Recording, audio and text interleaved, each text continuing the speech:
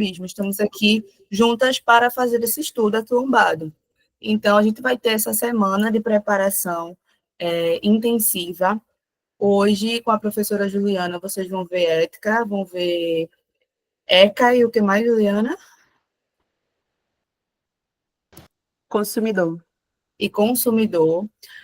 A Juliana vai explicar melhor como que a gente divide essas matérias. Então, a Biomi, ela tem uma estratégia de aprendizagem que é a MADA, metodologia de aprendizagem a Biomi, e a gente ensina como estudar. Especificamente para a OAB, eu passei na minha OAB no 9º período da faculdade, ali há 8 anos atrás, e já utilizando a metodologia de aprendizagem da Biomi. E desde lá, de 8 anos atrás, que a gente entendeu que para passar na OAB não é necessário que a gente estude todas as matérias que caem na OAB, até porque são muitas e se a gente for tentar focar em tudo, vai acabar ficando sobrecarregada. Então, a Biomi ensina quais as matérias são mais interessantes para você poder começar o seu estudo para a OAB e como você faz esse estudo da melhor maneira para que você possa realmente ter um bom aprendizado.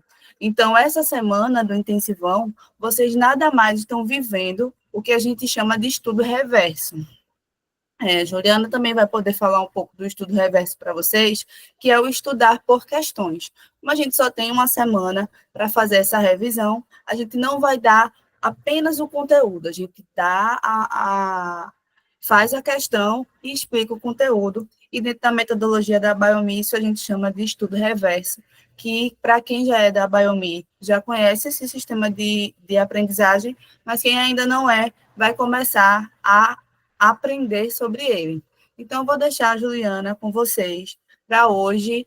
Ela está fazendo esse intensivão. Na sexta-feira, eu vou estar fazendo o intensivão com vocês com tributário e processo civil. E, muito provavelmente, caso não mude a nossa programação, mas vai ser tributário com certeza. E para você processo civil, vocês já sabem, quem me conhece sabe que eu gosto muito do direito tributário.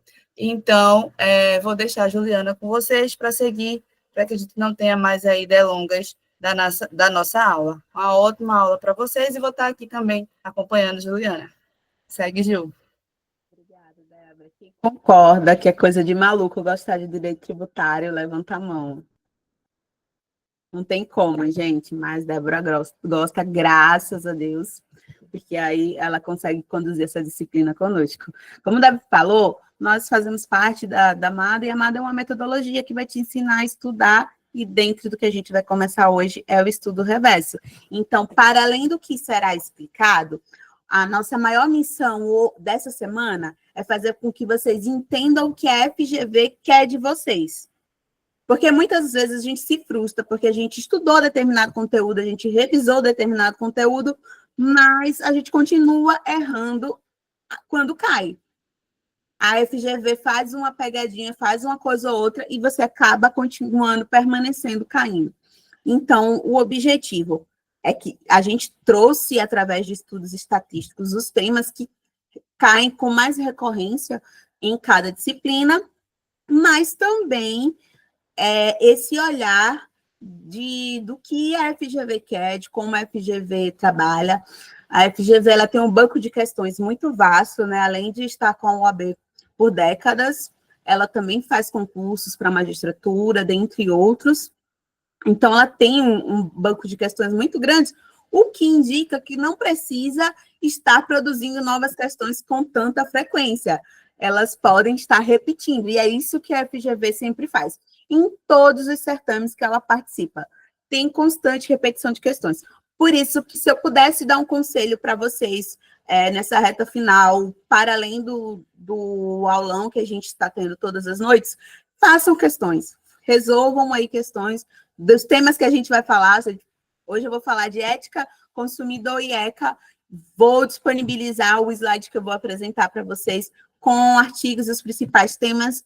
E aí você bota ali na OAB de bolso, que concurso, GRAM, questões. Tem aí vários aplicativos que são, inclusive, gratuitos, que vocês podem estar fazendo seleção e resolvendo essas questões. Porque certamente vai cair algo parecido. aí para vocês, tá bom? Vou compartilhar aqui a minha tela.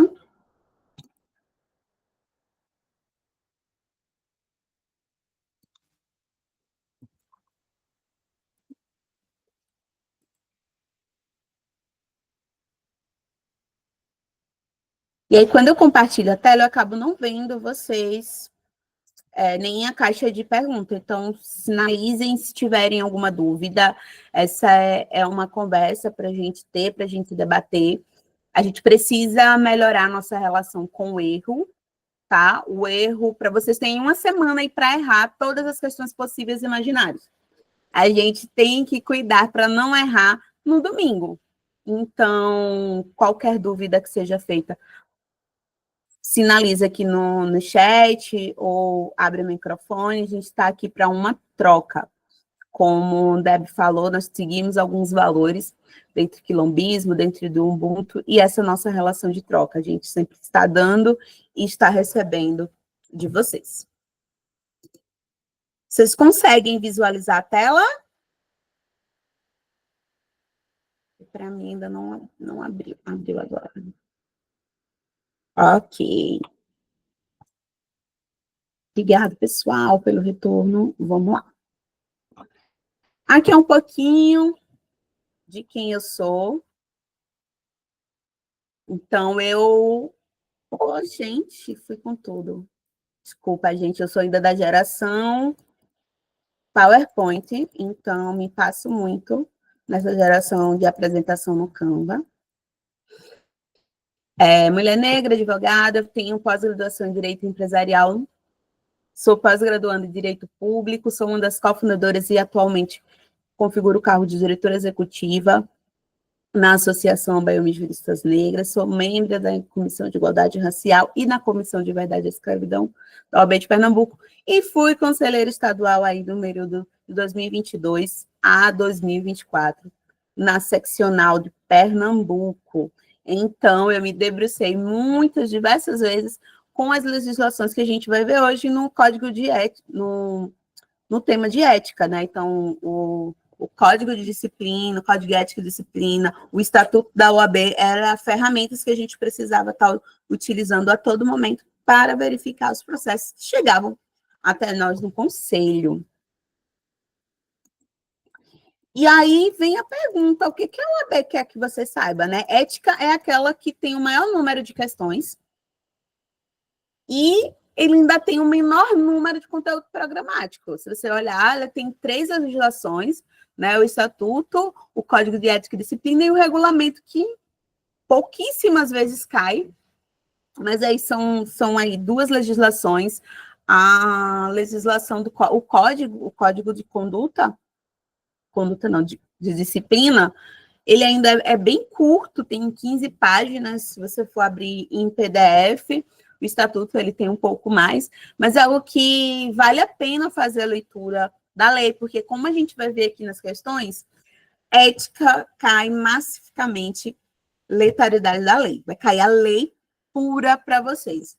No máximo, ele vai ali retirar uma letrinha ou outra, mas ele vai querer ter conhecimento da lei, até porque é o que tem para ofertar, né? A gente tem hoje em dia jurisprudência no Conselho Federal, mas ele não cai na prova, pelo menos até então nunca vi caindo. E tem alguns pontos chaves que a OAB quer que você saiba, que você entre no quadro de advogado sabendo. Primeiro, seus direitos e prerrogativas, que isso é essencial para o exercício da função. Quando vocês estiverem aí advogando, vocês vão verificar que nossos direitos e prerrogativas muitas vezes são violados, e é importante a gente saber até para poder acionar quando necessário. Incompatibilidades e impedimentos. Quem é que pode advogar? Quem é que não pode advogar? Tem situações, qual é a regra, qual é a exceção? Super importante que saiba. Honorários advocatícios, que a gente, né, nunca sabe como cobrar, o que cobrar e qual é a relação aí cliente e advogado. Quais são as regras dos honorários advocatícios? Cai muito nas questões da OAB. Deveres éticos e de disciplinas, qual é a conduta que é esperada para um advogado? Quais as Quais as sanções que você vai ter em caso você desvie desses deveres éticos? E a OAB tem um rol bem extenso, inclusive de infrações, e apenas 3 sanções que a gente vai falar um pouco mais à frente. O sigilo profissional, ele é fundamental e parece algo clichê, algo que é meio que óbvio, mas a OAB tende a colocar com bastante recorrência e é algo que eles dão um valor extra, né? Tem até um capítulo dedicado no Código de Ética só para sigilo profissional. E ela é fundamental na relação de advogado e cliente para que a gente possa ter, que o cliente possa ter a confiança em nós e no nosso trabalho. E a publicidade, a gente está passando aí por eras inovadoras do que concerne a publicidade também na advocacia, né? Então, quais são os limites, quais são as regras que são impostas?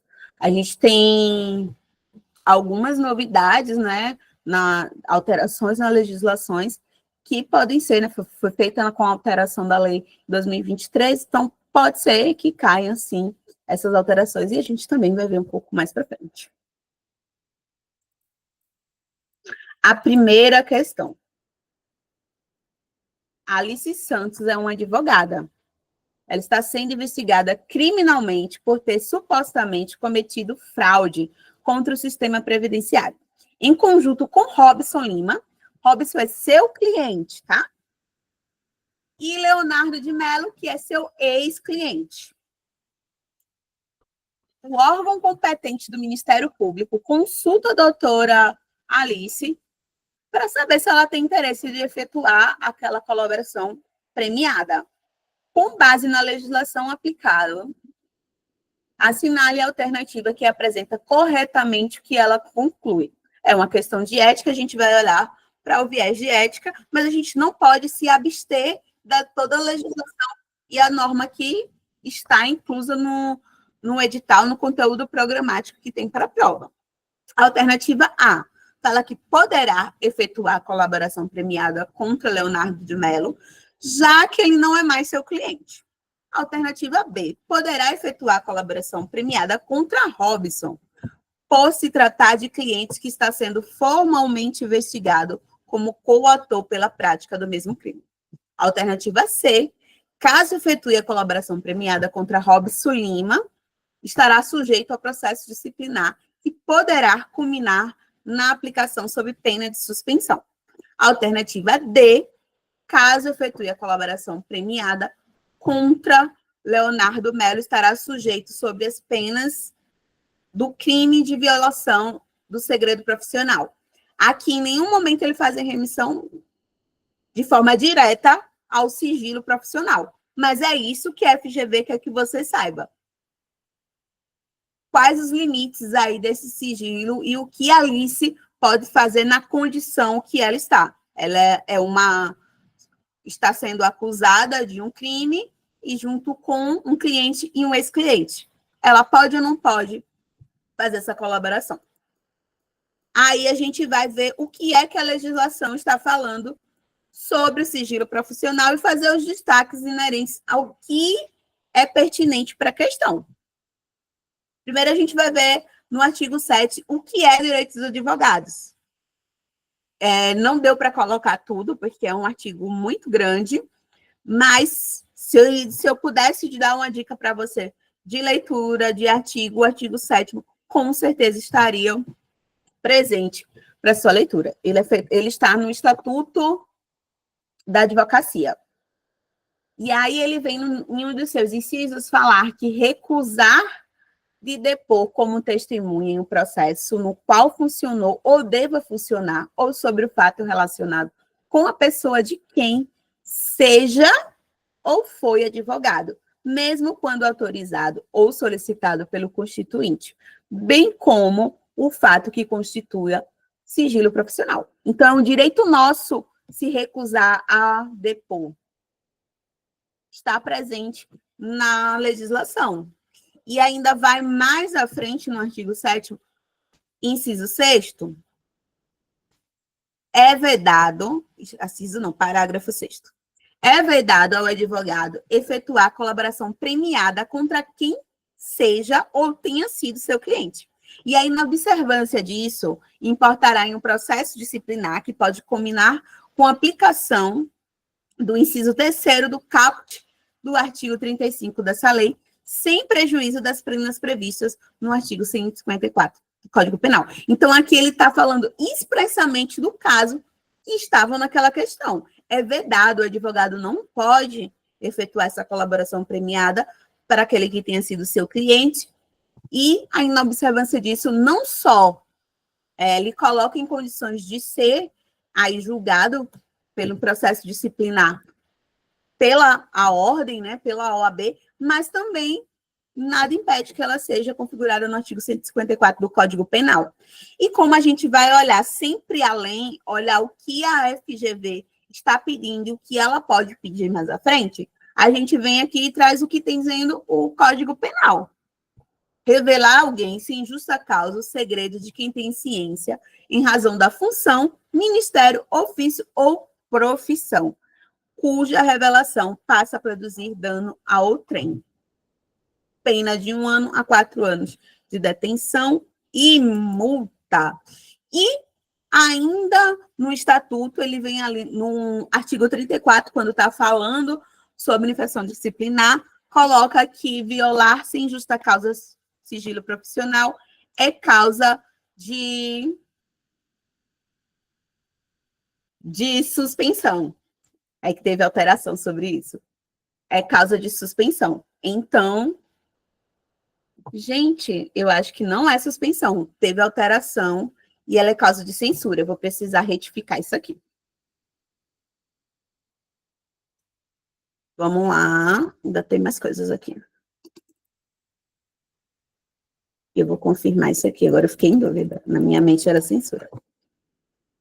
E o Código de Ética de Disciplina, a gente viu tudo isso no Estatuto. O Código de Ética, ele também reafirma. Então, vejam como sigilo profissional é algo que é relevante para a ordem. Ela coloca como direitos do advogado, coloca como uma infração, caso você rompa, né, viole, e ainda vem e coloca no Código de Ética também sobre um capítulo inteiro sobre sigilo profissional. Só que aí eu destaquei o artigo 37, que ele vai falar da exceção, porque pode se dizer numa questão que é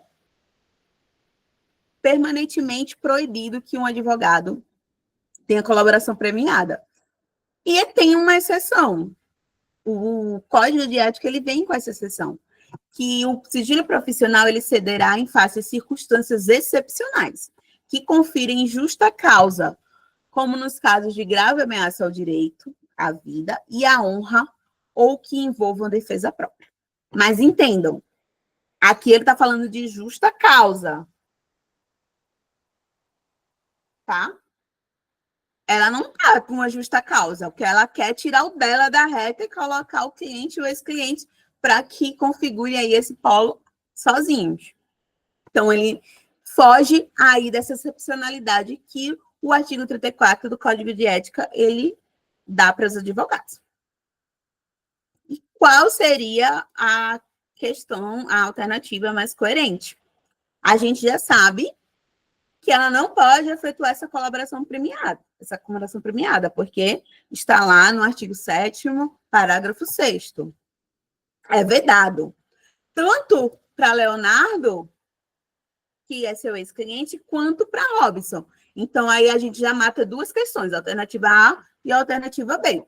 Não precisa nem ler o que está mais à frente. Aí sobra uma dúvida da alternativa C e da alternativa D. Caso efetue colaboração premiada contra Robson, será sujeito a processo disciplinar que poderá, tá vendo? Não é suspensão. Se fosse suspensão, isso aqui estaria certa. A punição é censura. Peço desculpa, vou retificar o slide acima. Ele não é porque o único erro é isso, com pena de suspensão. Ele não é suspensão, teve atualização na legislação e atualmente ele pode combinar com pena de censura. E a alternativa D, que é a alternativa correta, está dizendo que caso ele efetue a colaboração premiada contra Leonardo Mello, mas poderia também ser contra Robson, estará sujeito às penas do crime de violação do segredo profissional. Ou seja, ele retirou o processo disciplinar, mas o crime, que é o que está no artigo 154 do Código Penal, ele também insere. Ele não está dizendo que estará sujeito somente às penas do crime de violação. Não. Aí estaria errado. Ele estará sujeito também às penas do crime de violação do segredo profissional. Ele não exclui o processo disciplinar que pode vir a ensejar para Alice. Certinho, gente? Ficaram com alguma dúvida sobre isso, sobre esse tema? Abri aqui para olhar o chat.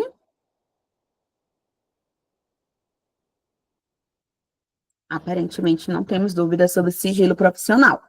Eu dei aí 4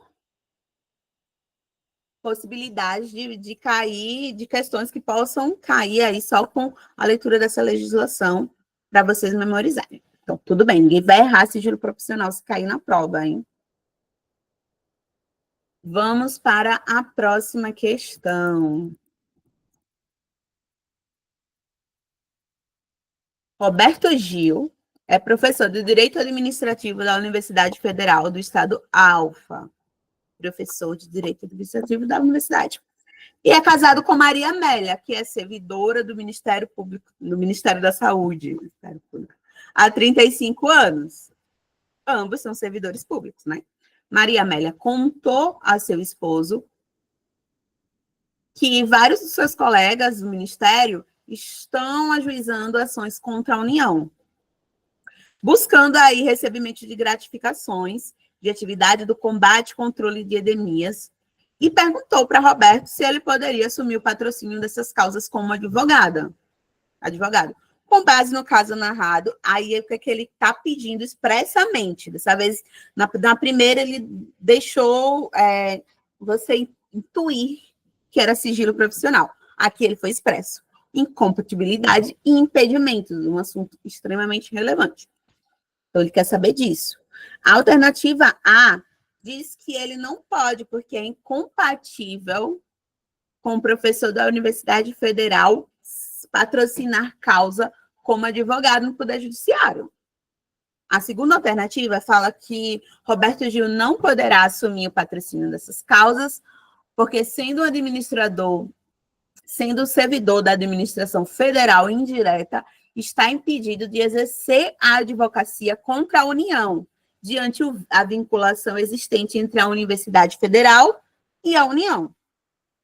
Certo? Roberto Gil poderá assumir o patrocínio da causa apenas de sua esposa, pois, apesar de existir a regra de impedimento de exercício da advocacia contra a União por servidores da administração indireta federal, os membros da família estão incluídos no conceito de causa própria. Olha que loucura. O que autoriza a atuação em defesa do entes querido. Alternativa D, embora em regra os servidores da administração indireta estejam impedidos de exercer a advocacia contra a fazenda pública que os remunera, Roberto Gil poderá assumir o patrocínio de causas contra a União, pois docentes de curso jurídico não estão sujeitos a essa obrigação. E aí a gente precisa ter aí o conhecimento da incompatibilidade e do impedimento, porque a alternativa A está dizendo que ele é incompatível. As demais está falando sobre ser ou não ser impedido. O rol das atividades incompatíveis com a advocacia é bem grande, minha gente, mas, em suma, Poder Executivo e os seus substitutos legais, os membros aí do Poder Judiciário em geral, na dúvida, marca, Ministério Público, Tribunais de Conta, Juizados Especiais e todos aqueles que exerçam função de julgamento em órgãos de deliberação. Aí vem a alternativa 3, que pode deixar, assim, vocês um pouco confusos, que é ocupante de cargos ou funções de direção do órgão da administração pública direta ou indireta em suas fundações, suas empresas controladas ou concessionárias de serviço. Na questão, fala que Roberto ele só é professor, ele não tem uma função de direção. Então, também não enquadraria até então aqui como incompatível para ajuizar a causa. Ocupantes de cargos e funções vinculadas direta ou indiretamente a qualquer órgão do Poder Judiciário e o que exerçam serviços de notarias e de registro. Ocupantes de cargo, não tem nada a ver com a questão, ocupantes de cargos ou funções vinculadas direta ou indiretamente com atividade policial de qualquer natureza. Militares de qualquer natureza na ativa, ocupantes de cargos ou funções que tenham competências de lançamento, arrecadação e fiscalização, tributos e contribuições, e ocupantes de funções de gerência de instituições financeiras, inclusive as privadas. Então, assim, gente, nada aqui chega nem perto do que Roberto executa. Então, a alternativa A a gente já começou a eliminar por aqui. Ele também tem algum parágrafo único e alguns outros incisos que são importantes que vocês deem uma lida depois, porque ele fala sobre que, ainda que esteja parado temporariamente, ele não pode executar, ele fala aí de uma carteira especial, então tem algumas coisinhas aí que é interessante para saber um pouco mais. Aí a gente adentra no que é o impedimento, daquilo que nos torna impedidos de advogar. E são só 10 artigos, glória a Deus, aleluia. São impedidos de exercer a advocacia os servidores da administração direta e indireta e fundacional contra a fazenda pública que os remunera, ou a qual seja vinculada a entidade empregadora. Se a gente para aqui, a gente entende que Roberto está impedido, porque ele é servidor da administração. Então, a gente está pleiteando contra a fazenda pública que remunera, que é a União. Então, se ele é professor federal, ele aqui, se a gente para até aqui, a gente entende que ele está impedido. Mas vamos mais à frente. No inciso segundo, os membros do Poder Legislativo em diferentes níveis contra ou a favor das pessoas jurídicas de direito público, empresas públicas, sociedade de economia mista, fundações públicas, entidades paraestatais, empresas concessionárias ou permissionárias de serviço público. Não engloba o que a gente quer, mas é importante porque pode vir como impedimento em uma outra questão. Então, é interessante que vocês deem lida nesse artigo. Mas aí ele vem com o parágrafo único, que não inclui na opção, nas hipóteses do artigo, do inciso primeiro, os docentes do curso jurídico. Então, Roberto está liberado, porque se ele é docente, se ele é professor, ele não faz parte dessa vedação de impedimentos com relação à advocacia. E aí a gente vai para as questões. A letra A gente já viu que não é porque não está no rol de incompatíveis com a advocacia. A alternativa B, que fala que ele não poderá assumir patrocínio por conta da administração federal se não tivesse o parágrafo único. Aqui seria correta, mas não é o caso, ou se a profissão fosse diferente, que são situações que a FGV pode estar alterando e cobrando novamente para vocês. Roberto Gil poderá assumir da causa apenas da sua esposa, pois apesar de existir... Aqui está falando sobre causa própria, né? Causa própria seria apenas para Roberto Gil. E tem duas exceções que pode-se estar, e não está nos impedidos, está na incompatibilidade, que é o militar e a atividade policial, desde que, né, esteja pleiteando direito pessoal, direito próprio, e ele tem lá um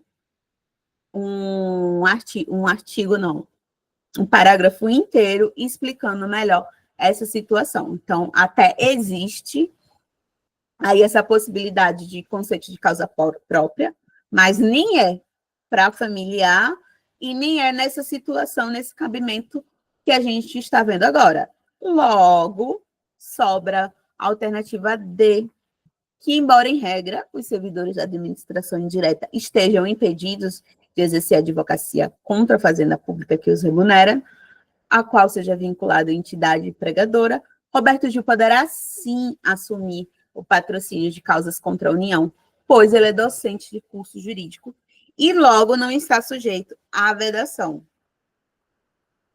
Até aí, ok, pessoal? Tudo certinho. Esse realmente não tem nem muito que se falar, porque ele está aí pedacinho por pedacinho da lei. Mas se vocês observarem os ensinamentos que eu fui pontuando em cada leitura, tanto dos impedimentos quanto da incompatibilidade, são situações que vocês podem, sim, ver mais à frente como possibilidades de novas questões para as outras provas.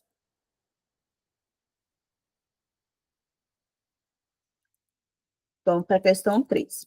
O renomado advogado José deseja editar para fins de publicidade, aí vai outro tema importante, publicidade, cartões de apresentação de suas atividades profissionais com o advogado. José é especialista em arbitragem e conciliação.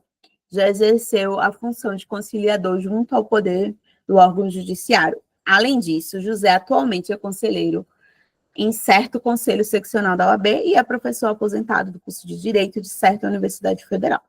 Considerando as informações dadas, assinale a alternativa correta. A OAB gosta muito de colocar essa questão. Eu lembro que no meu certame, há 8 anos atrás, ele veio falando uma questão semelhante, mas a profissão era sobre contabilidade. Então, frequentemente, eles vêm remodelando e reutilizando o banco de questões.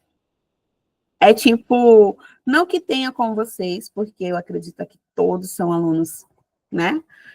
Para estar aqui à noite, no feriado, são alunos que estão comprometidos.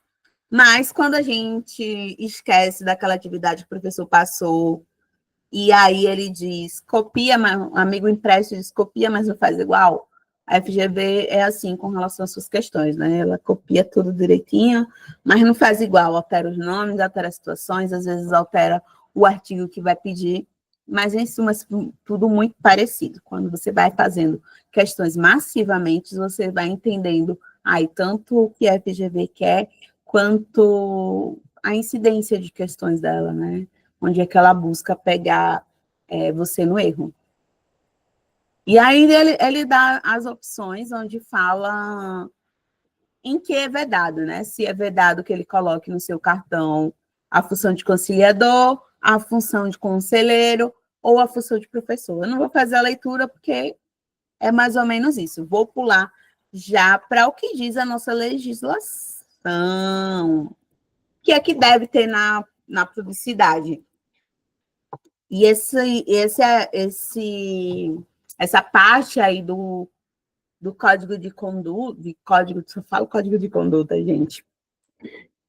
Nessa parte que fala no código de ética e disciplina, ela foi recentemente reformulada, né? Porque anteriormente, quando a gente falava de publicidade na advocacia, era pensado em entrevista na televisão, em folder, em papel, em cartão de visitas, era tudo muito limitado. E atualmente a gente está aí com o boom da internet, e a internet servindo aí também como vitrine para os advogados. Então, por isso, a OAB precisa estar constantemente se renovando e fez aí as suas alterações pertinentes na sua legislação.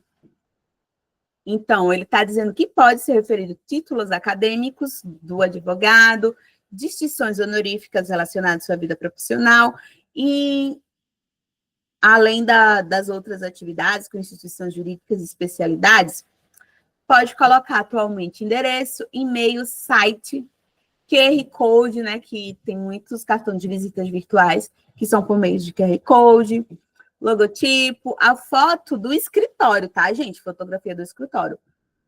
É vedado a fotografia das pessoas.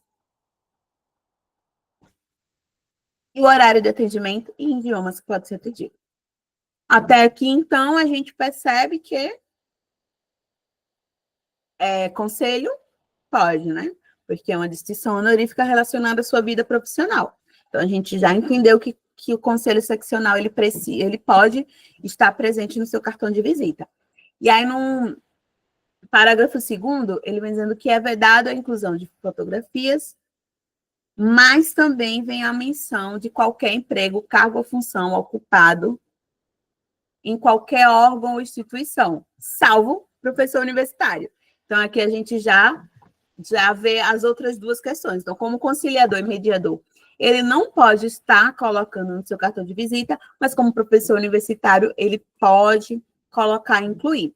Logo, a alternativa vai ser aquela que fala que ele só é vedado o cargo de conciliador e que ele pode colocar, sim, no seu cartão de visita, estando como conselho seccional e como professor universitário. Ainda que, observem que na questão, ele fala que não são cargos que ele ocupa atualmente.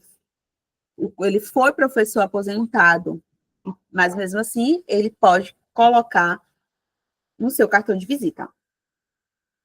E ele fala aí, tem uma questão que foi objeto de muitas dúvidas, porque vários professores falaram que essa questão ela estava errada, porque faltou incluir o caráter científico e cultural na questão, mas foi aí esse artigo 45, chuva de recursos para anulação, e a FGV não anulou. A questão ela falava aí sobre o Congresso, onde o escritório, o Congresso era no resort, e o escritório ele era um dos patrocinadores, se era vedado esse patrocínio, e falava também que alguns clientes estariam participando. E aí o artigo 45 ele vem sanar, né?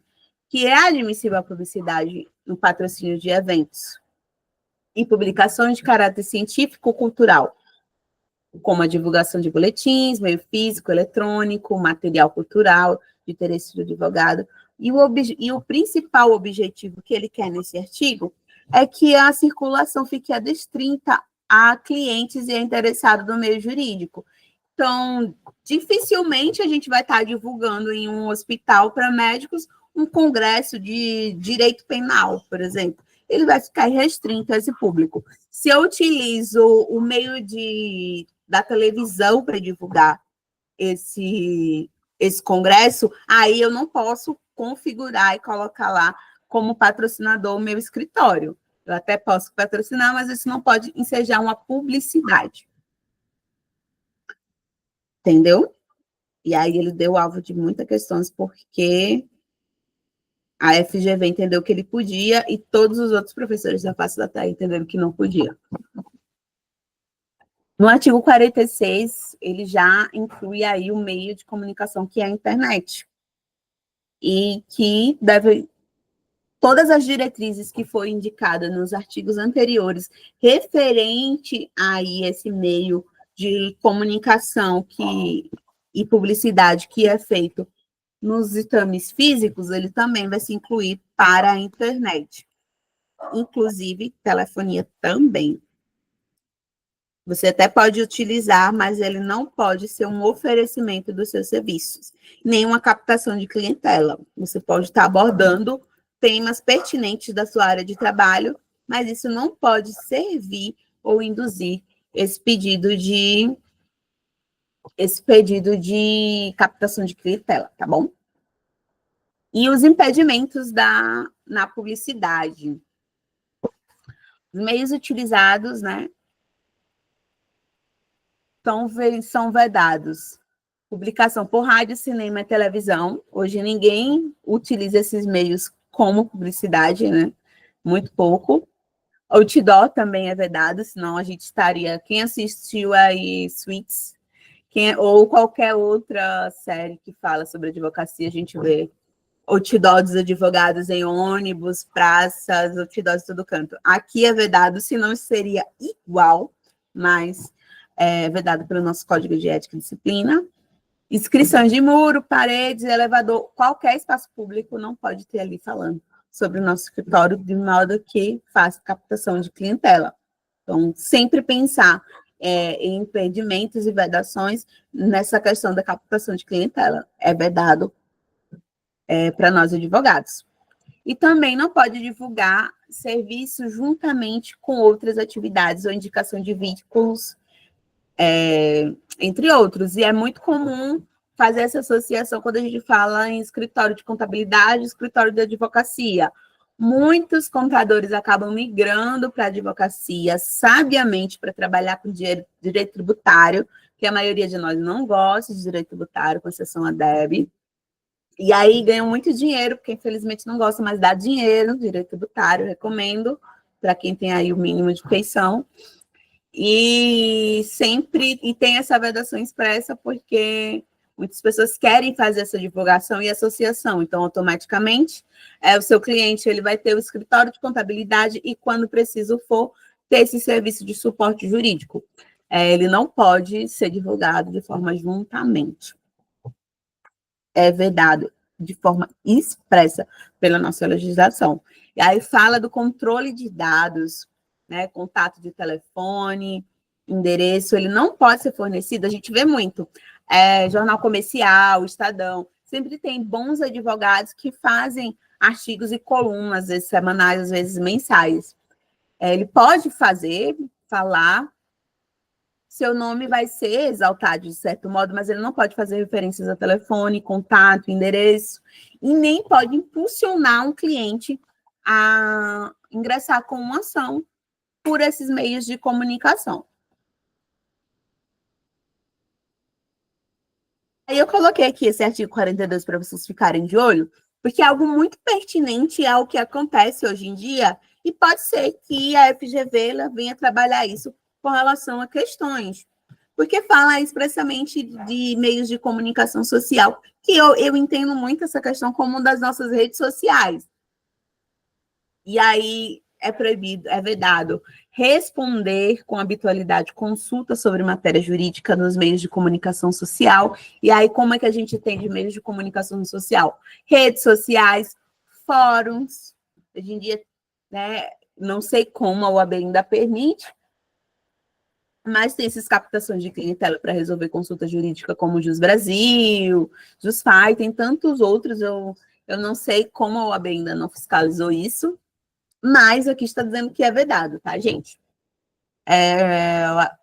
O inciso 2, debater em qualquer meio de comunicação, caso ou patrocínio, sobre outro advogado. A gente vê constantemente, quando sai uma decisão muito midiática, advogados fazendo análises e debates sobre o patrocínio de outro advogado, sobre como foi conduzido aquela causa por advogado alheio.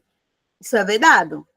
Acontece, mas isso é vedado. Então, a gente precisa entender. Às vezes, a gente quer responder uma questão pelo que a gente vê na prática, mas a legislação, o que funciona na vida real, às vezes, é bem diferente do que está ali conduzido na legislação. Isso a gente vai ver em todas as disciplinas.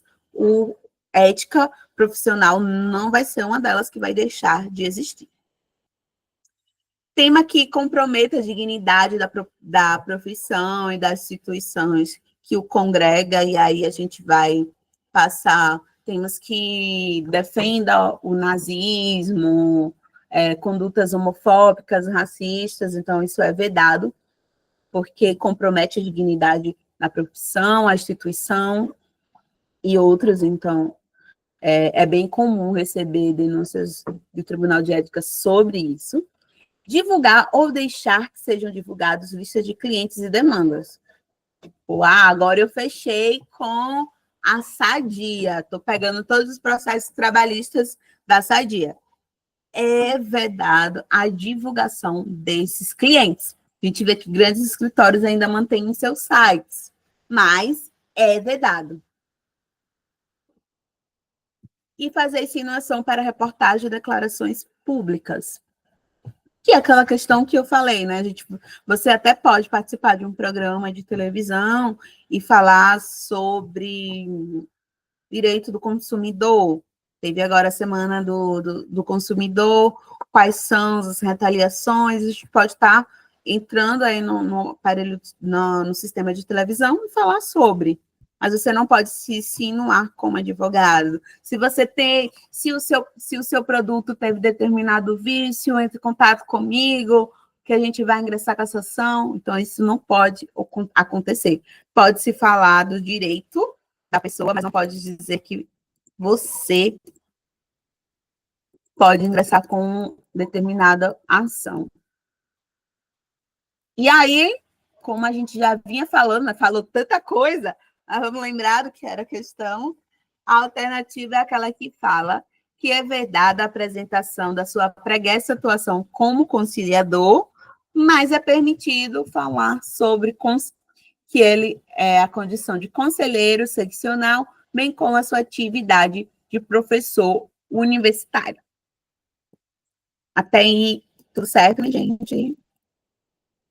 Lembrando que eu não consigo vê-los. Então, qualquer coisa, gritem. Vamos para a quarta questão. E ela vai falar de honorários, coisa muito boa, que é a parte muito feliz da vida do advogado, que é os honorários quando chega no nosso bolso. Celso, advogado, foi contratado por Maria, servidora pública, para ajuizar a ação com pedido de pagamento de determinada gratificação.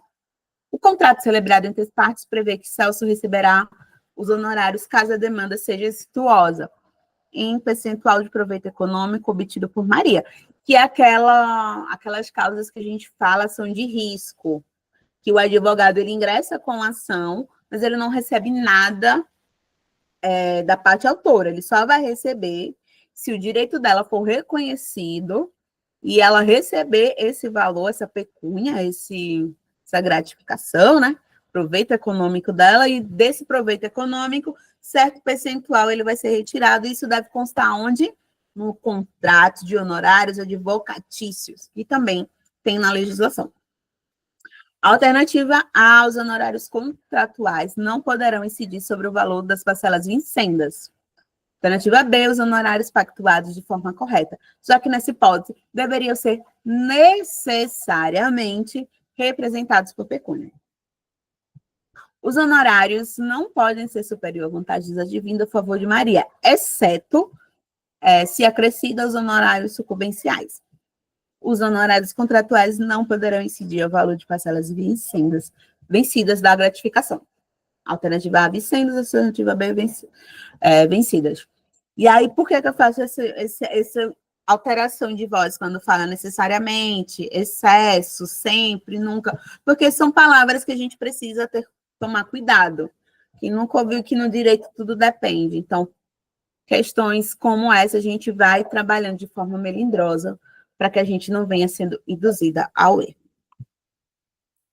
Vamos olhar de novo a legislação, porque ética é só legislação na veia, não tem para onde correr. Tem que ler o Estatuto e o Código de Ética e Disciplina. Se não conseguir ler tudo, lê aqueles conteúdos que eu coloquei mais à frente, que são grandes incidências de ingressado. Então, sempre caindo na prova. Então, procura ler aqueles artigos, que a chance de você acertar, no mínimo, 6 a 7 questões são grandes. Na hipótese da adoção de cláusula cota litis, que é a causa que foi falada na questão, com outra palavra, os honorários devem ser necessariamente, olhem que está igualzinho à alternativa, representados por pecúnia. E quando acrescidos de honorários sucumbenciais, não pode ter valores superiores às vantagens advindas do seu cliente. Então, aqui a gente já pega duas questões. Que ele necessariamente, quando fala necessariamente, a gente vai ver que mais para frente a gente consegue encontrar uma exceção a essa regra. Devem ser recebidos por pecúnia. E o outro ponto é que essa porcentagem ela não pode vir ser superior à do cliente. Quando isso pode acontecer? Normalmente, os contratos que têm essa cota litis, eles são contratos de direito trabalhista, alguns do direito consumidor, direito previdenciário, e aí é aquele contrato de 30% que está todo mundo viciado, aí os clientes acham que toda e qualquer causa vai ser esses 30%, e não é bem assim. Por que esses 30%? Porque ainda que ele o juiz venha dar o valor máximo dos honorários sucumbenciais, ele não vai ultrapassar o valor que a cliente vai receber. Então, se eu coloco aí uma cláusula que eu vou receber 40% do proveito econômico da cliente e o juiz me dá 15% de honorários sucumbenciais, eu fico com 55%, e aí eu estou recebendo a mais que a minha cliente. Isso é vedado. O parágrafo 1º, ele já vem com a exceção da regra. Em caráter excepcional, quando é comprovado que o cliente não tem condições de pagar de forma pecúnia, o débito dos honorários, ele pode ajustar com seu patrono, instrumento contratual, bem. Se a gente vê muito no interior, né, que algumas pessoas não conseguem chegar lá com bicho, com outros bens, quando não consegue adivinhar. É em caráter extremamente excepcional. E também vai ter situações onde o advogado precisa executar os honorários contra o seu cliente, e aí ele pode vir a receber, através da penhora, também alguns bens. É por isso que, necessariamente, né, se busca a todo momento que seja recebido de forma pecúnia, mas de forma excepcional ele pode vir receber os bens do cliente. Parágrafo 2º, ele vai falar sobre as parcelas vincendas e vencidas, que estão na outra questão. Né? Que quando for essa cota LITS, quando for essas cota LITS, o objeto jurídico ele pode versar tanto sobre as vincendas quanto as vencidas. Quem não sabe, vincendas é aquelas que virão, vencidas é aquelas que passaram. Isso é muito comum em contratos de direito previdenciário. Então, quando vai se firmar o contrato, tem uma parte dos valores que vai ser pleiteado das contribuições vencidas, que podem ou não serem reconhecidas pelo juiz, então entra, e das vincendas, e aí dá um prazo de 1 ano, de 2 anos, para determinado valor que seja descontado para pagamento dos honorários advocatícios. Então, isso é bem comum acontecer nessas situações e é permitido de acordo com o artigo 50 do nosso Código de Conduta. Conduta de novo, Código de Ética e Disciplina. Peguei conduta para Cristo. E aí, a alternativa B, os honorários foram pactuados de forma correta, já que nessa hipótese deveriam ser necessariamente advindos de representação pecúnia. A letra A e a letra B, a letra A e a letra D estão incorretas, porque a gente viu que é permitido colocar sobre parcelas vincendas e vencidas essa cota LITS. E a alternativa C, ela está errada, porque ainda que englobe os honorários sucumbenciais, para quem não recorda, os honorários sucumbenciais é aquele que a gente ganha da outra parte, tem os honorários contratuais, que é o que a gente acerta com a nossa cliente, e os honorários sucumbenciais é o que o juiz determina em casos de justiça comum, que a parte que perdeu o processo pague para o advogado, né? Isso é chamado de honorários sucumbenciais.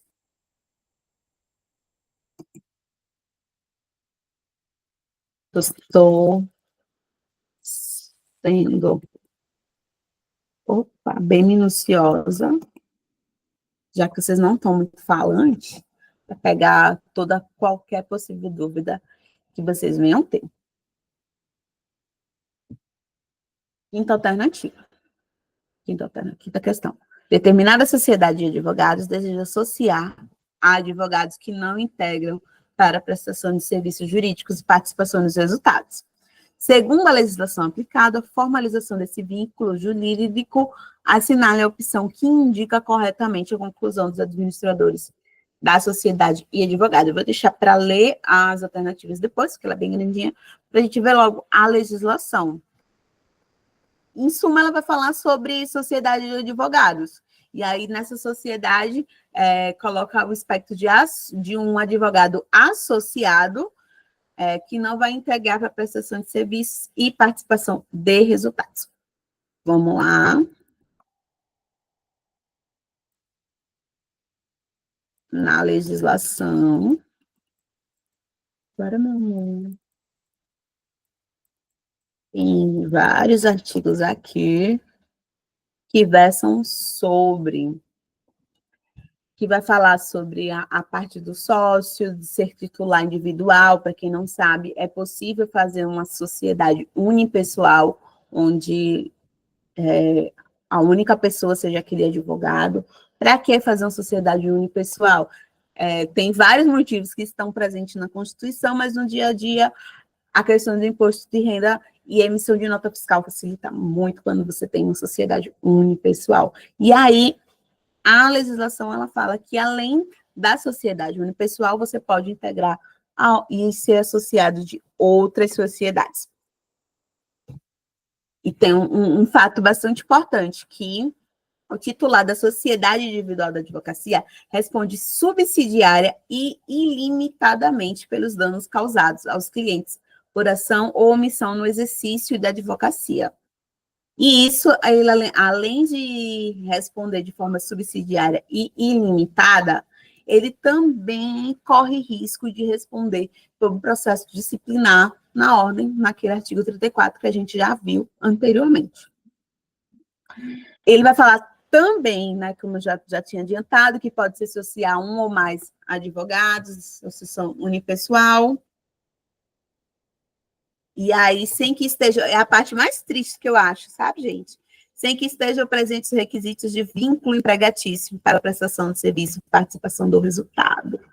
Porque muitas vezes a gente faz quase tudo que está no vínculo empregatício, mas a legislação permite que a gente não pleiteie isso como vínculo empregatício, e sim como uma associação. E aí é o que vai dar o gabarito da questão.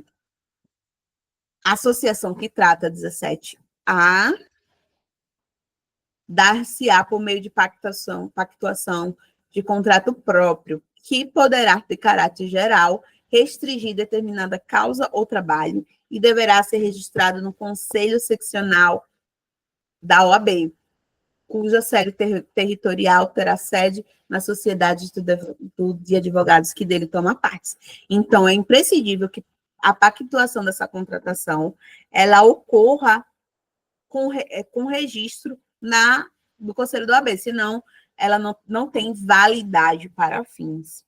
E a OAB quer tanto ficar ciente desse tipo de contratação que, quando você vai ver num parágrafo único, que fala que o que deve conter nesse contrato de associação, ela precisa estar ali com as devidas referências, na parte da qualificação da parte, ter ali a inscrição do conselho. Dentre outras situações, né? O que é que vai ser prestado de forma bastante específica e delimitada, né? Repartição de risco e também de receita, de modo que não sobreponha a uma delas. Então, nem o associado ele pode assumir 100% dos riscos, como também não assume 100% das receitas e vice-versa. Então, é feita essa repartição de riscos e receitas também devem constar no contrato de associação. E a responsabilidade pelo fornecimento de materiais e custos das despesas necessárias à execução. Tudo isso tem que constar no contrato e pode ser uma possível questão também, tá? Apesar de não ser o que essa especificamente está pedindo. E aí, vamos lá. O contrato de associação não pode ser pactuado em caráter geral, devendo restringir as causas de trabalho específico sob pena de configurar os requisitos legais empregatícios. Adoraria que fosse verdade, mas a gente já viu que não, que é possível configurar e através de um contrato de associação. Alternativa B, o contrato de associação deverá ser registrado no Conselho Seccional da OAB, cuja base territorial tiver a sede de sociedade. Igualzinho está na lei, sem tirar nem pôr. Dessa vez não fizeram nem malabarismo, colocaram direitinho o que constava na lei. A alternativa C fala que o contrato de associação poderá atribuir a totalidade de risco à sociedade de advogados, mas não exclusivamente a um advogado sócio ou associado. A gente viu que essa atribuição da totalidade do risco não acontece. É preciso que seja feita aí, seja repensado tantos riscos contra a receita de forma que não fique 100% para uma pessoa só. O advogado não pode simultaneamente celebrar contrato de associação, a gente viu também que é possível ele ter associação. Contrato de associação com mais de uma sociedade em sede ou filial na mesma área territorial. A gente viu que é liberada aí várias associações, inclusive a associação unipessoal. Esse aqui é o mais chatinho, porque a gente não costuma lidar com tanta frequência no dia a dia, a questão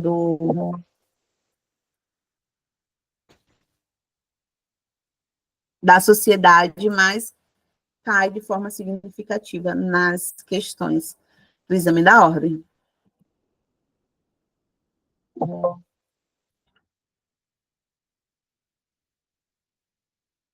Laura, advogada inscrita na OAB, atua na defesa de Amanda em processo criminal. Pessoalmente, ela está convicta da inocência de Amanda.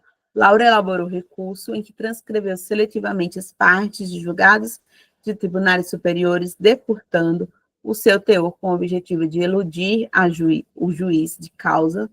Verificada tal infração disciplinar, instaurar-se no processo administrativo para pular. Laura não é reincidente, nem recebeu punição disciplinar anterior. Também não está com qualquer circunstância que a agrave. Ou seja, o que foi que Laura fez? Copiou ali no Jus Brasil uma jurisprudência, colocou seguindo o entendimento majoritariamente jurisprudencial deste conselho e alterou aquilo ali para que o juiz, né, entendesse que a causa dela era legítima. É raro, mas acontece com frequência. E a OAB, ela mantém esse caso na legislação. E eu repeti. E aí vai entrar no rol extenso das infrações, tá? Que eu coloquei aqui, mas eu posso anexar também ele em PDF. Já veio a resposta antes das questões, mas é isso. A censura poderá ser convertida em advertência. Por que pode ser convertida em advertência? Porque a questão ela foi pertinente a falar que ela não é reincidente e nunca recebeu punição disciplinar anterior. Alguns casos de sanção, de suspensão, de exclusão, e o rol de censura é muito grande, gente. Muito, muito, muito grande. Então, o que eu aconselho vocês? É muito difícil decorar tudo isso. O que eu aconselho vocês é suspensão e exclusão são menores, eu decoro, e é o que normalmente a OAB ela faz a troca, né? Então, quando é sanção, eles colocam suspensão, porque a gente sempre pensa que a censura é algo mais leve. Então, decora a suspensão, decora a exclusão, e o que não for suspensão e exclusão, já coloca como censura. Porque decorar ali, sobretudo que é censura, é surreal. E ainda mais quando a gente está se falando que tem menos de uma semana para a prova, né? Temos 6 dias para a prova da OAB. Então, repetindo aqui, a interdição do exercício profissional em todo o território pelo prazo, que aí seria um caso de suspensão, não é o caso. Censura, que é correta. Multa, ela pode ser combinada em algumas situações, mas não aplica esse caso.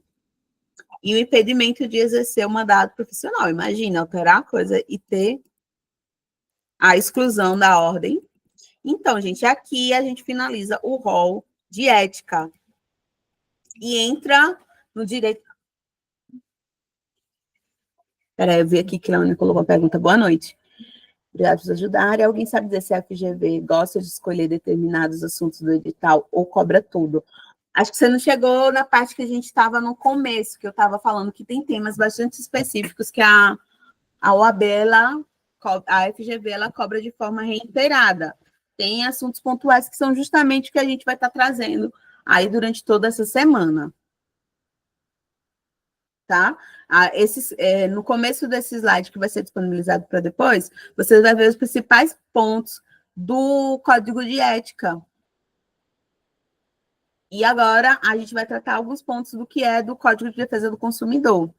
E esse a gente acaba tendo uma maior familiaridade, porque quando vocês forem aí advogadas, todo churrasco da família vai chegar alguém com uma situação análoga para perguntar a você se faz parte do direito do consumidor ou não. Então, levei uma topada na rua, eu posso pedir indenização de danos morais? Cheguei no supermercado, estava fora da validade, posso pedir indenização de danos morais? Então, direito do consumidor é algo que a gente consegue se relacionar no dia a dia, e aí a gente só precisa ter o cuidado de entender o que está ali na legislação, que também vai ser cobrado. Direito do consumidor, eu acredito que além da legislação, ele tem algumas jurisprudências pontuais que a FGV costuma cobrar, mas você lê o CDC, você já se coberta.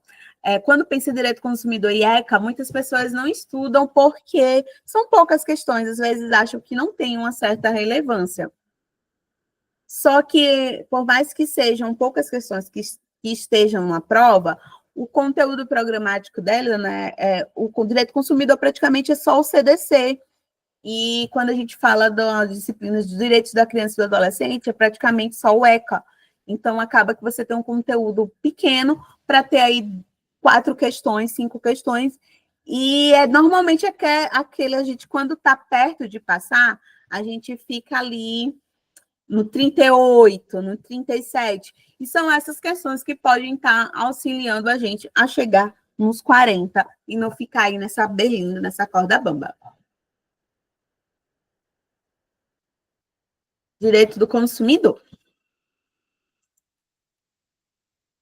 Primeira questão, ela vai falar já numa atualização da era digital. E ela fala dos canais de realização de elementos virtuais, e aí eu vou pular tudo isso gigante, que é para falar das crianças que estão aí nesse universo de youtubers e estão produzindo conteúdo para a internet.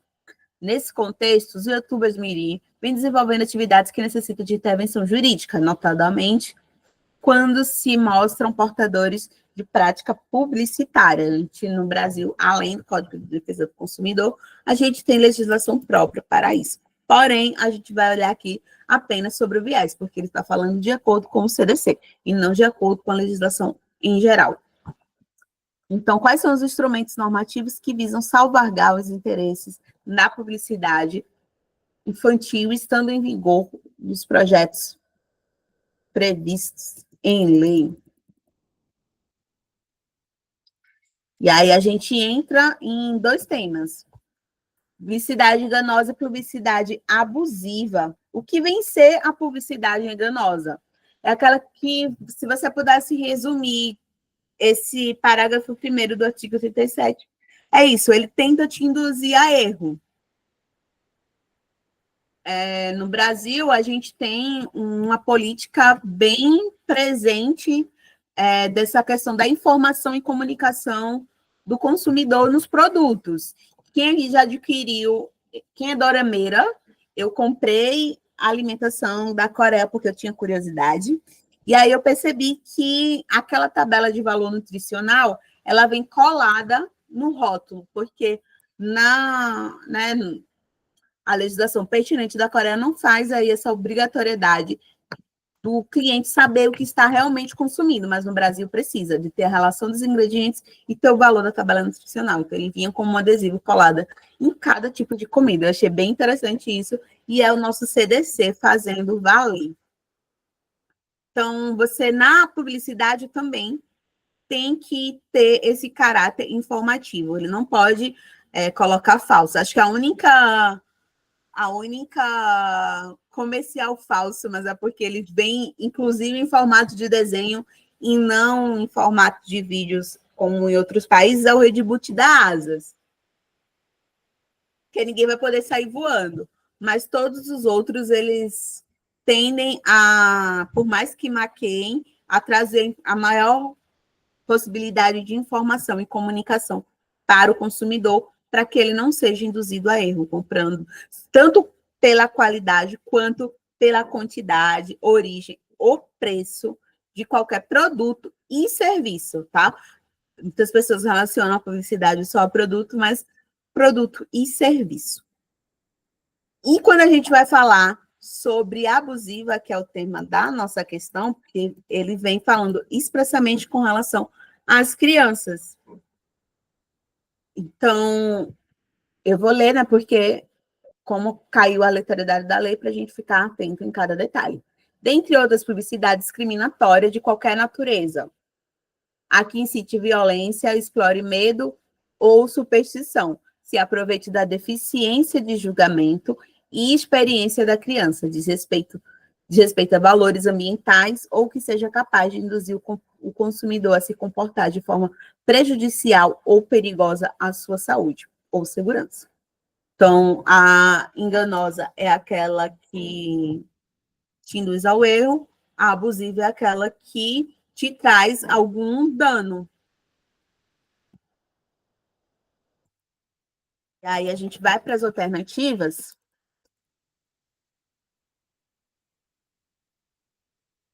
Na primeira, ela fala que não pode ser considerada abusiva, em razão da deficiência de julgamento e experiência da criança, porque é realizada por alguém que é igualmente, né? Porque é uma criança. Então, se uma criança está ali, eu lembro que nesse universo de youtuber, eu vi um vídeo de uma criança dirigindo e passando pelo o pedágio, que era propaganda do pedágio, que é criança que era famosa. Então, mesmo sendo criança, é indevido essa associação de que uma criança pode dirigir. Então, a gente pensar nesses casos mais práticos nos ajudam a avaliar que mesmo sendo uma criança realizando determinado conteúdo, isso é agravado e é abusivo. A letra B, a letra da lei, a publicidade se aproveita da deficiência de julgamento e experiência da criança ou prevalece da sua idade e conhecimento imaturo para lhe impingir produtos ou serviços é considerada abusiva. A publicidade não pode ser considerada abusiva ou enganosa se o público ao qual foi destinado de forma fácil e imediata identifica a mensagem mercadológica como tal. Não é o caso, não se fala sobre isso na questão. E a publicidade dirigida às crianças se aproveita da deficiência de julgamento para lhe impingir produtos e serviços é considerada enganosa. E aí ela tenta trocar o abusiva por enganosa. Está errada por ser enganosa. Ela é considerada abusiva. Até aí tudo bem, gente? Bora lá. Ó, tô correndo para a gente terminar pontualmente às 21 horas, como eu prometi. A outra questão, isso aqui serve tanto para quem está na OAB, quanto para quem está pleiteando aí as outras carreiras jurídicas.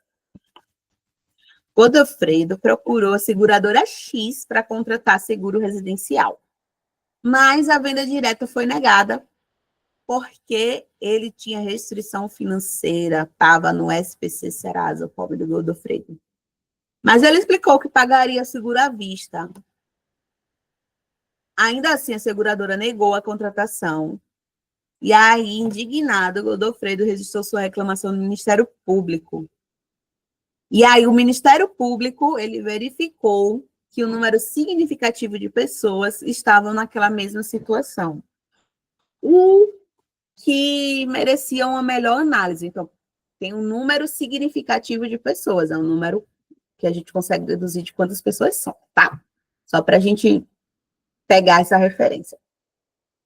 Merecendo melhor análise quanto ao cabimento ou não da medida de defesa de interesses e direitos do consumidor a título coletivo.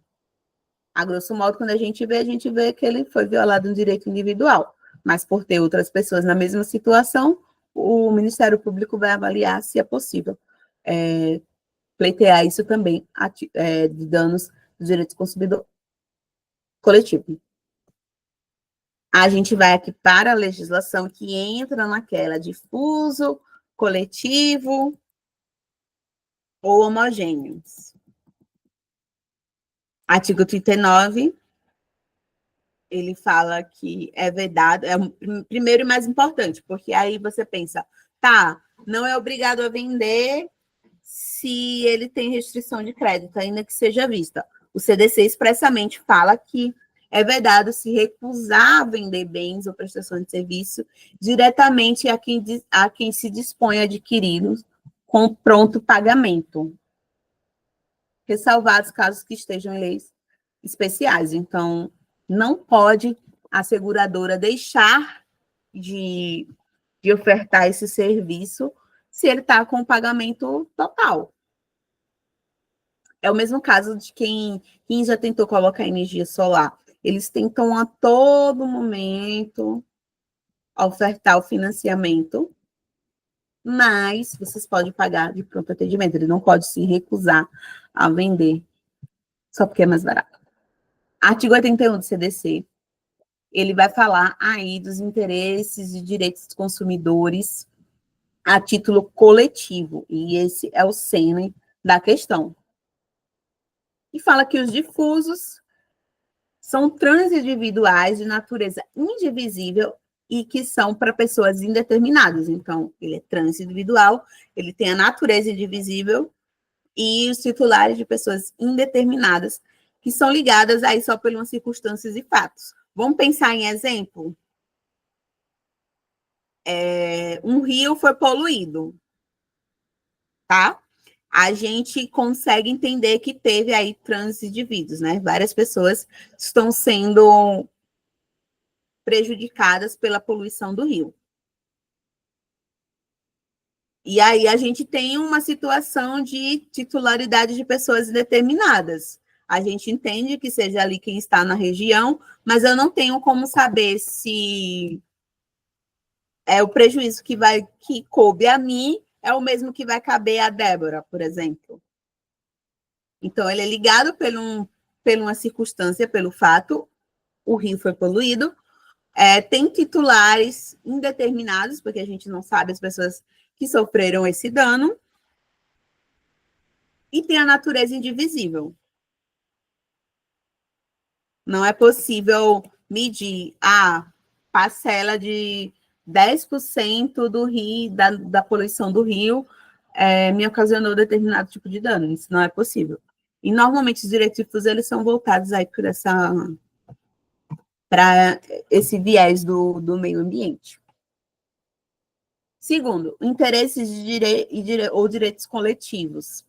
Eles são transindividuais, igual ao direito difuso, tem a natureza indivisível, tal qual o direito difuso,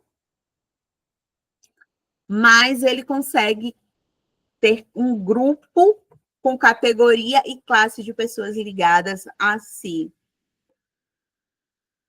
Um exemplo, o voo do avião foi cancelado. Então, eu consigo categorizar. Não são todas as pessoas que estão no aeroporto que vão receber aí a título de direitos coletivos. É só apenas aquelas pessoas que compraram a partir daquele voo e não puderam ingressar no avião. Então, a gente consegue aí fazer uma categorização que no direito difuso já não é possível ter. Aí, quando a gente vai um pouco mais, o interesse dos direitos homogêneos, eles são entendidos assim como uma origem comum. Eles têm a natureza individual. Quando você olha primeiro modo, você entende que ele é um direito individual. Vamos ver, teve um problema. Todo mundo que comprou esse celular teve problema na sua configuração. E aí, é um direito individual meu que comprei esse celular, de pleitear os danos que foram me causados, mas a gente consegue perceber que, né, é de uma origem comum esse determinado número de pessoas que adquiriram esse celular e que vão ter aí o mesmo problema. E que, sim, pode ser tutelado a título de direitos coletivos, que é o caso de Godofredo. A matéria, aqui, a alternativa A, ela erra porque fala que são interesses heterogêneos. Eles não são porque, apesar de ter essa individualidade, o gênero ele é o mesmo. Então, o dano causado ele é o mesmo. Então, ele não é heterogêneo. Ele é um direito individual homogêneo, porque perpassa por todas aquelas pessoas, e pode ser objeto de ação coletiva, em defesa dos interesses dos consumidores, e a recusa da contratação somente se possa pagamento do prêmio parcelado. Alternativa B. A alternativa C, ela está errada, porque ela fala que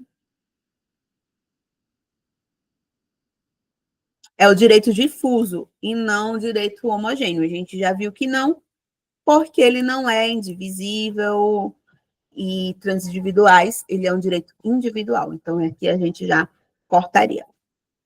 A seguradora pode recusar a contratação, a gente já viu que não pode, porque está ali no CDC também.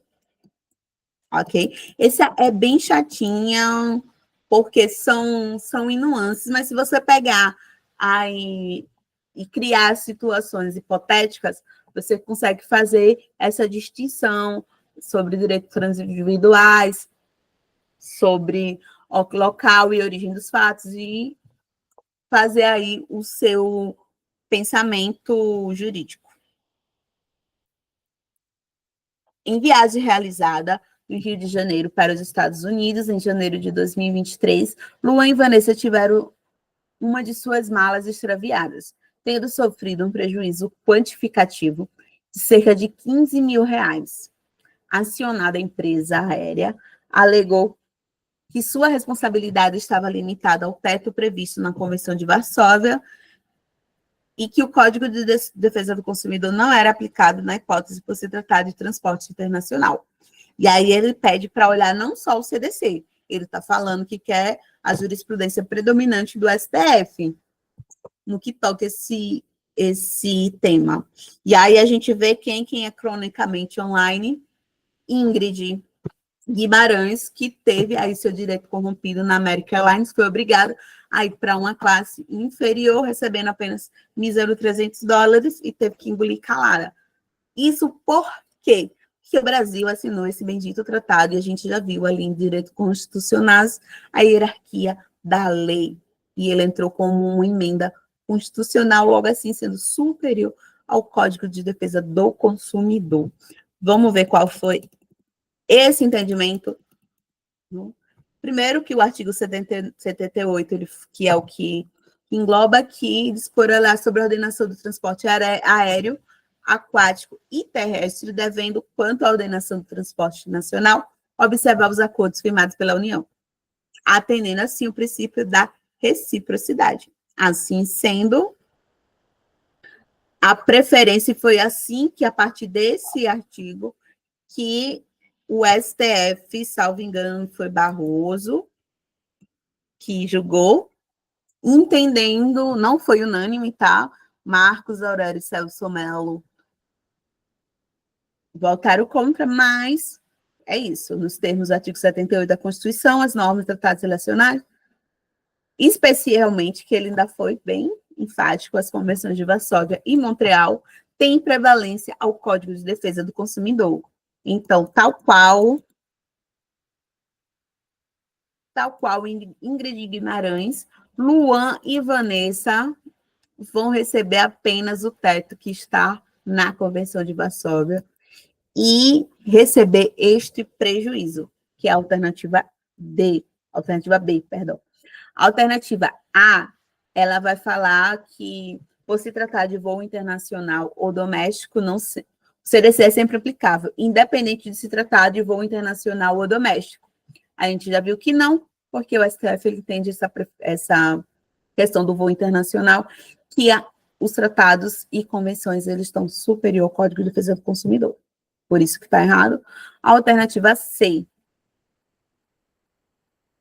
que, em tratando de transporte aéreo, aplica essas limitações contidas nas convenções internacionais, tanto para voos domésticos quanto para voos internacionais? Não, é errado porque os voos domésticos, eles são aí tutelados pelo Código de Defesa do Consumidor. Não é permitido que uma convenção que ocorra, ainda que o Brasil tenha adquirido para si, ela seja aí inerente às nossas legislações nacionais. Então, os voos domésticos, eles são regidos pelo Código de Defesa do Consumidor.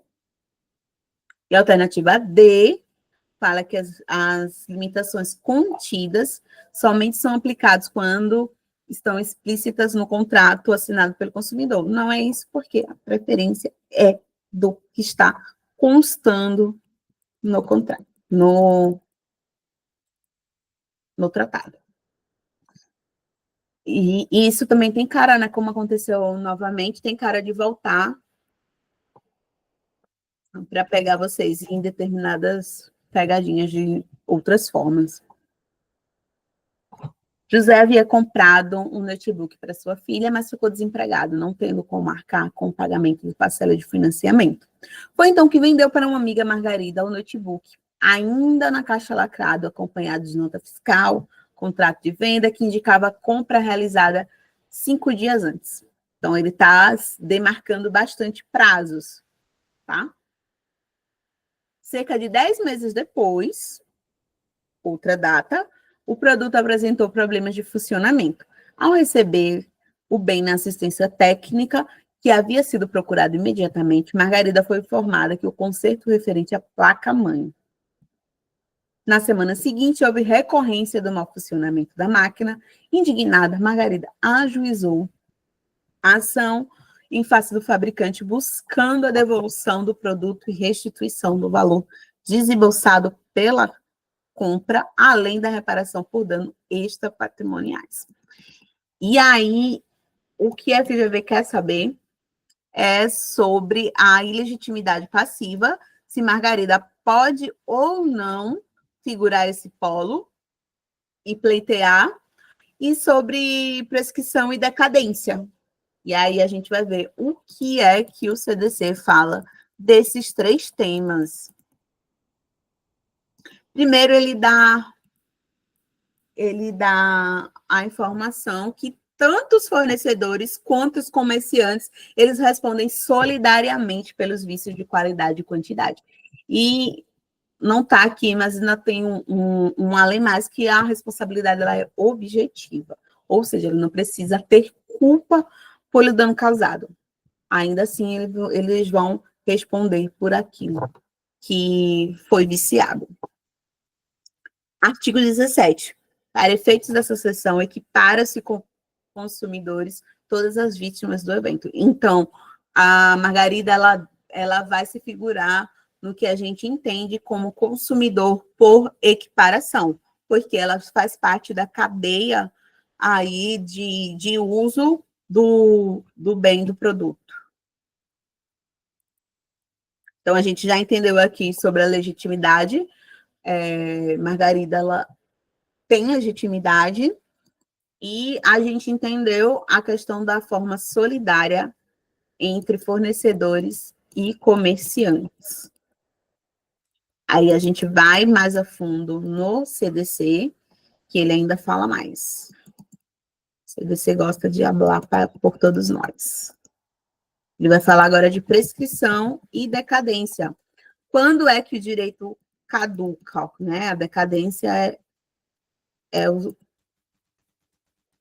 seu direito de reivindicar o vício adquirido. Então, ele vai ser 30 dias para não duráveis, 90 dias para duráveis. E vai iniciar esse prazo decadencial a partir da entrega do produto ou término da execução do serviço.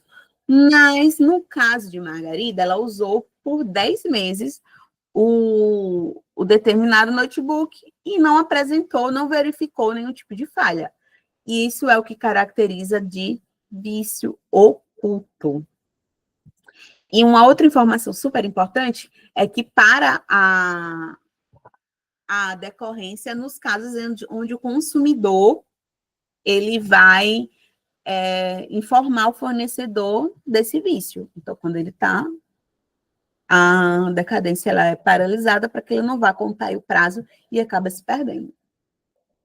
Então, quando se fala em vício oculto, o prazo decadencial vai ser quando evidenciou o defeito. Então,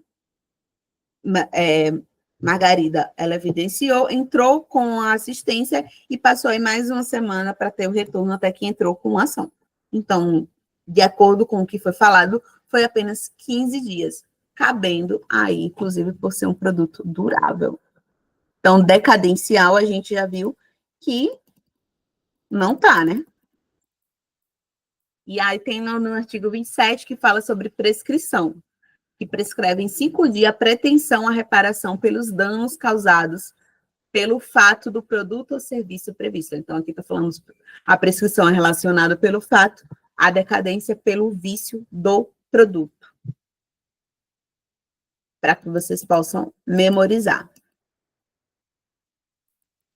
E aí, a alternativa que dá, a alternativa A, ela fala que o fabricante é parte ilegítima, uma vez que o defeito relativo do produto afasta essa responsabilidade.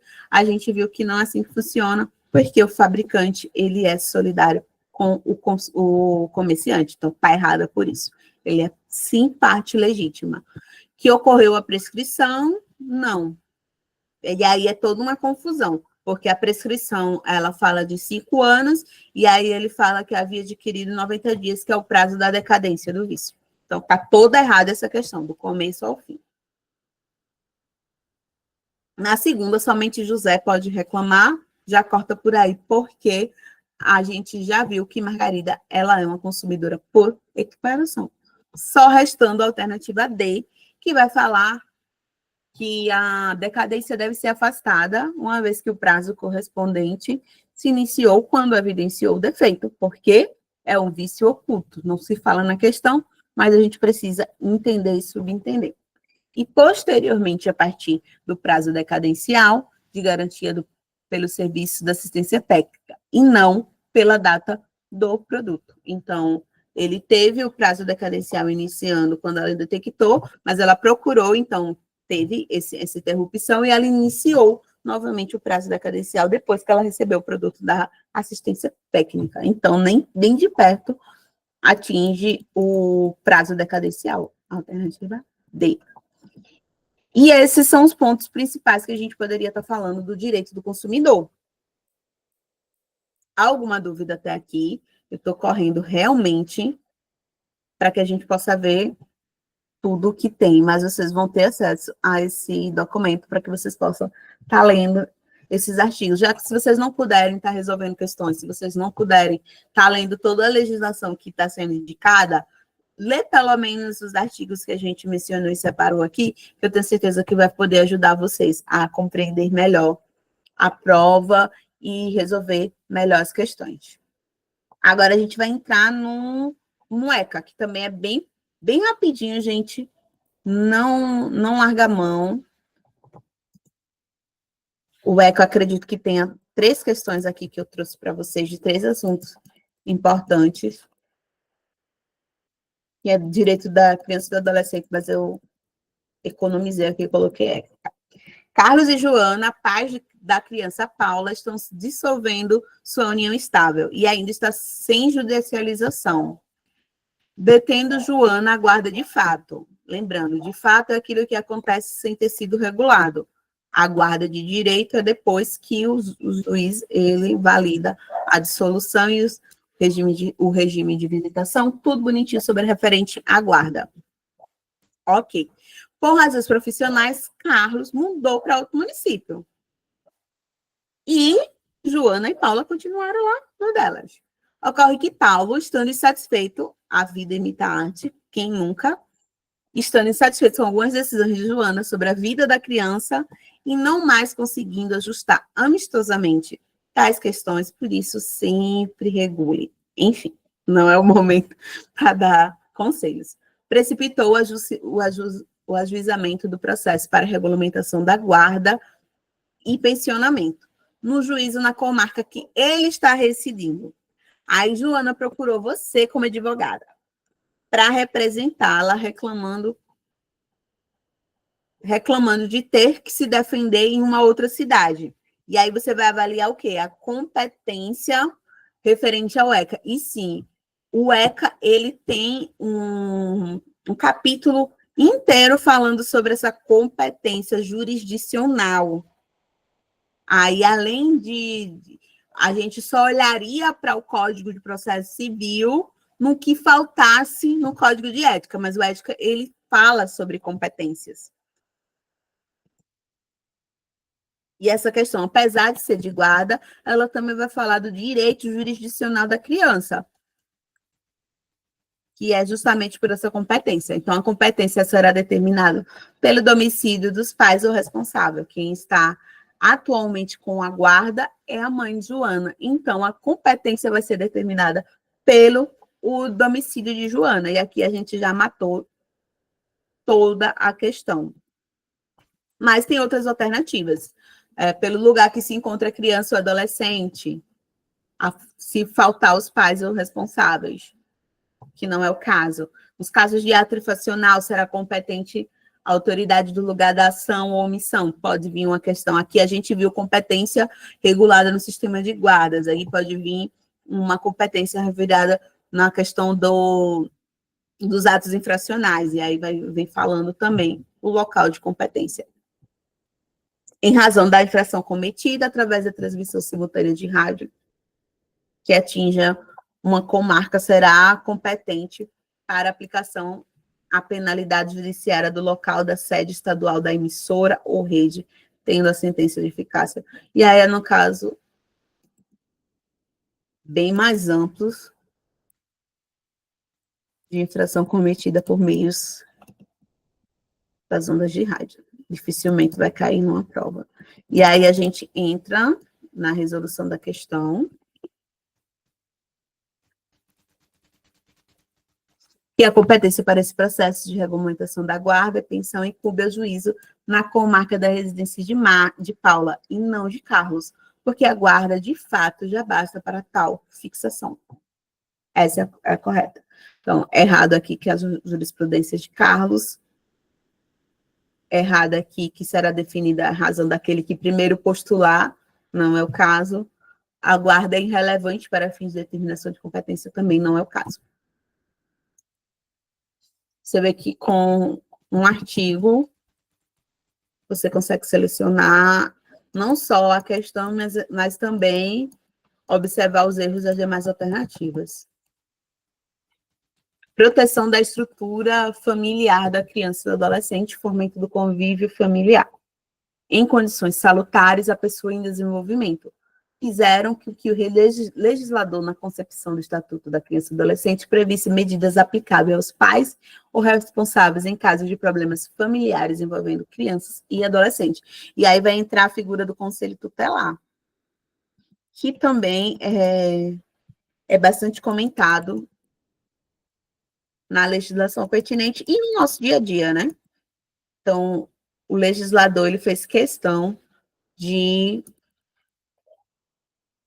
trazer o rol de competências aí que o Conselho Tutelar ele teria após verificar aí que os integrantes da família, e fala aí da família ampliada, então não é só no contexto de pai e mãe, mas toda aquela que advém a criação da criança ou do adolescente, e os responsáveis e agentes públicos executores da medida socioeducativa, que vai decorrer da gravidade do caso. Então, compete ao Conselho Tutelar. Encaminhamento do Programa Oficial Comunitário de Proteção à Família, nos casos que forem pertinentes, de violência doméstica, dentre outros. Encaminhamento a tratamento psicológico ou psiquiátrico. Encaminhamento a cursos e programas de orientação. E obrigação de encaminhar a criança para tratamento especializado, bem como a advertência.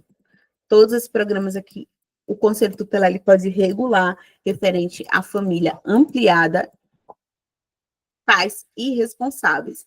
E aí a gente vai para a alternativa. A alternativa A fala que a inclusão do programa oficial comunitário em tratamento de alcoólatras e toxicomaníacos e encaminhamento de tratamento psicológico pediátrico pode ser feito de forma direta e autônoma pelos conselhos tutelares. É isso mesmo, porque é o que a gente viu.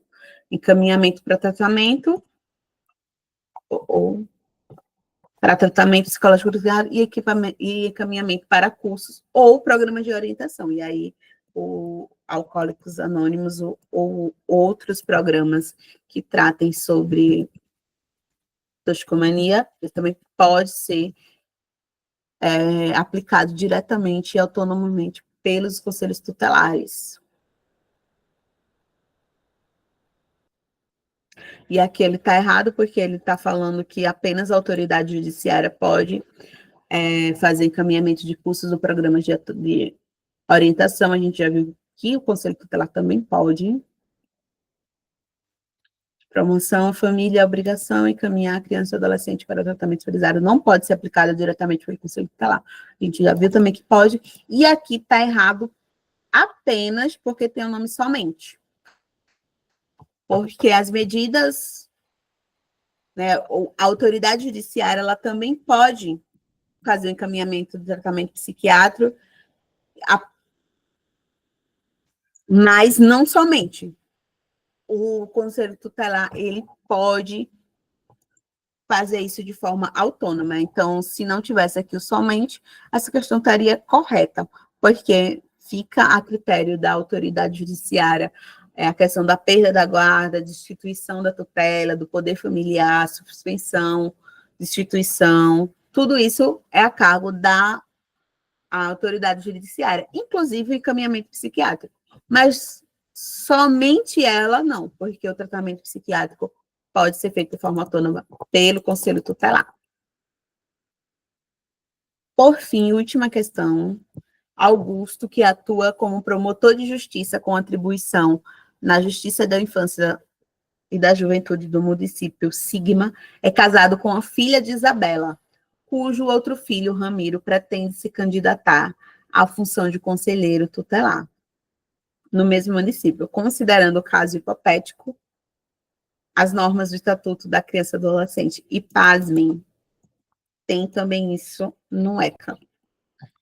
O artigo 140, ele fala que são impedidos de servir o mesmo conselho marido e mulher, ascendente e descendente, sogro e genro, nora, irmãos, cunhados, não, acho que isso aqui está errado. Cunhado, tio, sobrinho, padrasto ou madrasta e enteado. Então, ele foi além. Ele não colocou ali parentesco por afinidade, linha reta, linha colateral, não. Ele nomeou para não restar dúvida sobre esses impedimentos. E aí foi mais além, o parágrafo único colocou que esse impedimento ele estende-se ao representante do Ministério Público que tem atuação na Justiça da Infância e da Juventude. Então, isso ocorre um impedimento que é o que está presente na questão. E aí tem uma outra informação que é importante e pertinente, que está aí não no Código de Ética, mas no Código Civil, que vai falar sobre a dissolução de casamento ou união estável, se ela extingue ou não a afinidade.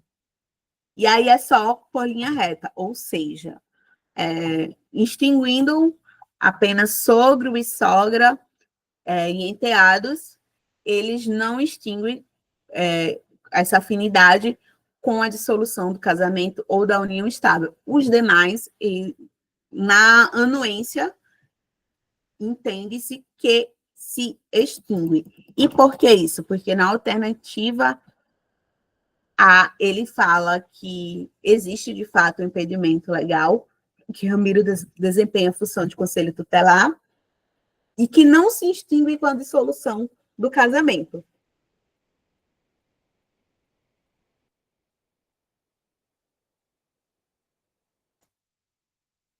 Desculpa. E aí a gente já viu que, de acordo com o Código Civil, ele se extingue. Então, por isso, né, Por ele ser cunhado, ele não está ali nesses rolos principais, onde o divórcio ele não estenderia essa coisa. Então, por ter esse não, a questão está errada.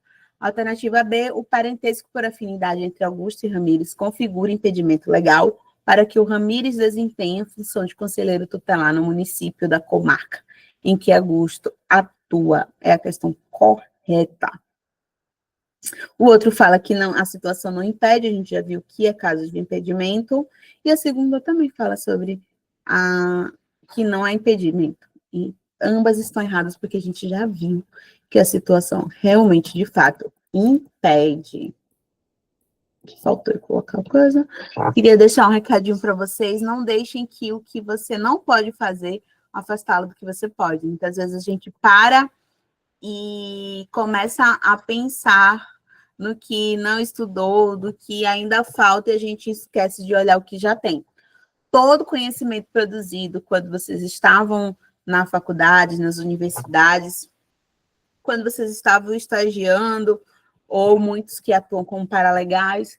Então, todo esse conhecimento ele vai ser válido, ainda que você não tenha destrinchado isso e sinalizado para a OAB, vocês adquiriram ele até aqui. Então, façam um bom uso dele. As minhas recomendações seguem. Se possível, façam bastante questões. Aí, se vocês fazem análise, se eu estou fazendo questões e estou acertando 70%, eu já entendi, posso pular para uma outra disciplina ou um outro conteúdo. Fazer a leitura dos artigos que são considerados importantes, que vão estar na plataforma, para quem acessou, dá uma olhadinha no e-mail, que vocês recebem o envio da nossa plataforma. E lá vai estar a aula gravada, vai estar esse slide com as indicações de leitura, vai estar também um material onde vai estar fazendo algumas distinções e os artigos que precisam ser lidos, que a gente acredita que tem grande incidência, porque quando a gente vai olhar pela jurisprudência, a FGV, ela cai bastante esses determinados temas e tende a ser recorrente. Dito isso, eu quero muito agradecer para todas aquelas pessoas que estão aqui conosco. Eu sei que é feriado, segunda-feira, um feriadão, você tem que organizar toda a vida para mais uma semana, e isso tudo para no domingo fazer prova, é muita coisa, mas vocês estando aqui, quem não pôde assistir tudo, ou quem quiser rever, vai lá na plataforma, a partir de amanhã ele vai estar lá gravado, vocês podem estar pulando para aquelas questões que vocês querem rever, ou então colocando de forma acelerada, para que possam ver rápido. Estou no caminho do busão, estou na fila de ônibus, vai resolvendo questões ou escutando aqui essa nossa conversa, esse nosso bate-papo. Bom? E Débora colocou aqui no chat, para quem ainda não ingressou no grupo, que a gente está participando, está colocando lá bastante informações, é só clicar no chat que vai. Eu também vou estar disponível para retirar toda e qualquer dúvida. Sei que a gente não teve um espaço muito grande, porque teve o tempo aí de falar algumas coisas pela abertura. Amanhã a gente já vai começar com aula, então vai ser um pouco mais célere. Mas eu acredito que abordei os temas principais que precisavam ser vistos, tá bom? Beijão, pessoal, espero vocês amanhã. Não estarei falando, será outro professor, falará sobre penal e processo penal, mas eu estarei com vocês aqui no suporte, no apoio, tá bom? Beijão, pessoal. Bom descanso, tá? Nada de estudar. Ah, Leônia quer falar? Levantou a mão? Ah, não, foi por engano, né? Tudo bem. Então, bom descanso, nada de querer estudar essa hora, agora é hora de descansar e se preparar para amanhã, tá bom? Tchau, tchau.